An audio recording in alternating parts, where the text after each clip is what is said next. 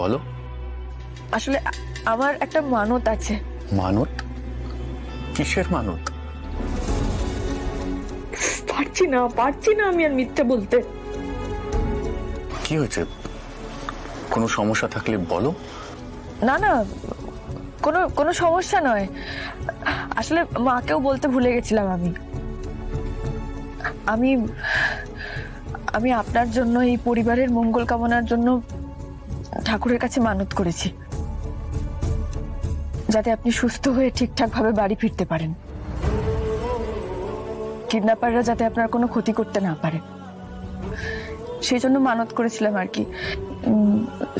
সেই জন্য আগামী 1 মাস মানে 30 দিন আমাদের এখন কিছু করা বারণ। মানে মানে মানে আমি আপনার কাছাকাছি, মানে আমাকে সাত্ত্বিক থাকতে হবে।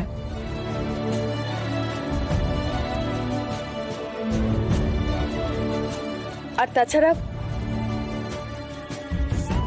আমার মনে হয় আমরা একে অপরের বন্ধু হয়ে উঠতে পারিনি, একে অপরকে ভালো করে চিনে উঠতে পারিনি এখনো। আমার মনে হয় আমাদের দুজনকে আরেকটু সময় দেওয়া উচিত, আগে বন্ধু হয়ে ওঠা উচিত,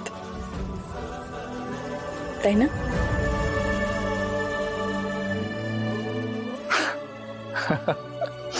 আচ্ছা, এই ব্যাপার। তো এই কথাটা বলতে তুমি এত সংকোচ করছিলে কেন?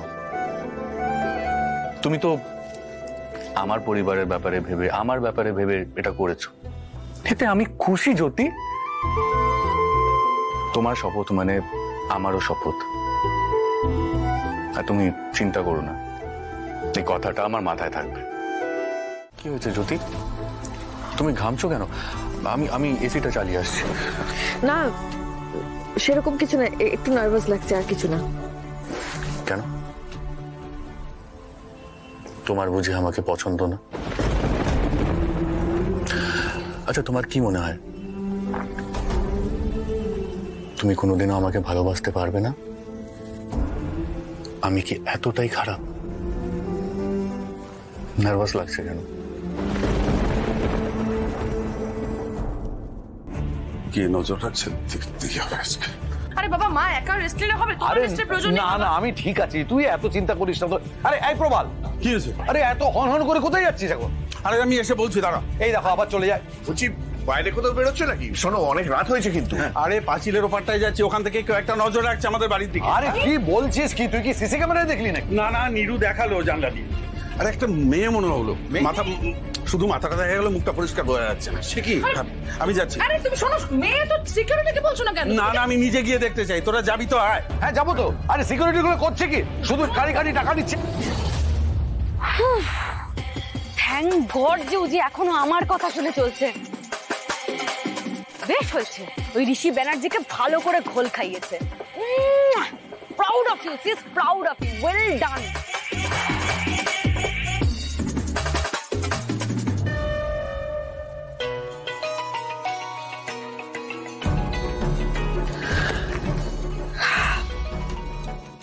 উজি সব ঠিকঠাক আছে তো?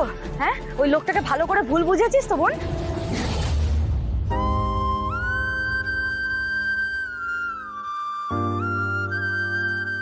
হ্যাঁ, এই তো আমরা দুজনে এখন বসে গল্প করছি।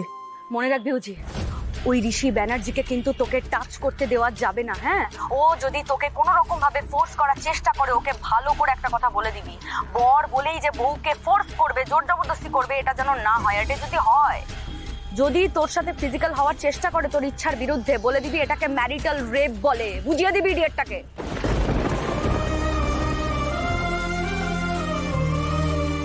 হ্যাঁ, একদম।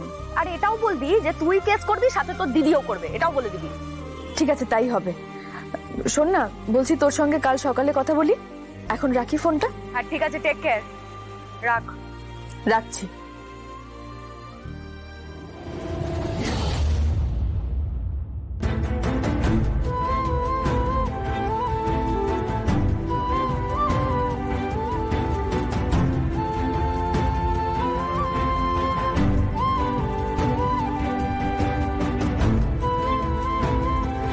কি অদ্ভুত দোটানার মধ্যে ফেললে তুমি ভগবান। প্রতিশোধ নিতে এসে তো আমি নিজেই ফেসে গেলাম। একদিকে দিদির বারণ, অন্যদিকে ঋষি ব্যানার্জির ভালোবাসায় জড়িয়ে পড়া। কি করা উচিত এখন আমার?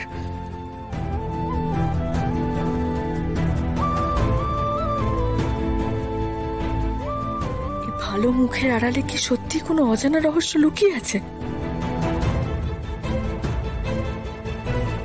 কোথায়? হ্যাঁ, কোথায়? মা, শোন মা, তোর সাথে আমার খুব জরুরি কথা। এরকম করিস না প্লিজ, একটু মাথাটা ঠান্ডা কর। দেখ, আমার প্রতি তোর এই রাগ, তোর এই ব্যবহার তোর মাসিরও কিন্তু চোখে পড়েছে। আমাকে প্রশ্ন করছিল তুই আমাকে দেখলে কেন এরকম করিস। হয়তো তোর মাসির মতন অন্য কারোর চোখে পড়েছে। এটা তো ভালো নয়, তাই না মা? সবার মা, সবার মনে হয় একটু কৌতূহল জাগবে।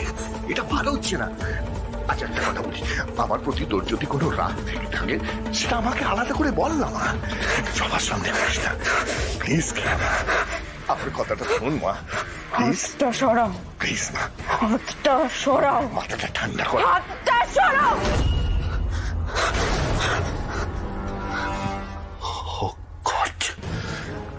এই মেয়েটাকে কি করে বোঝাবো, কবে বিপদে ফেলবে? বাবা, কি হয়েছে বাবা? সর্দি ভাই ওরকম রেগে বেরিয়ে গেল কেন?